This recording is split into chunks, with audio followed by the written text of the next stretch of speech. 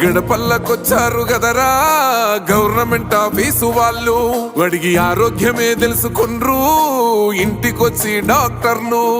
శిథిలంగా ఉన్నోరు body మారి అయ్యింది రావది గుడి, గుడి గంట కొట్టకుండా పేదోడి బతుకు వెలిగిపోతుంది గదరా, బతుకు మార్చింది జగనన్నరా.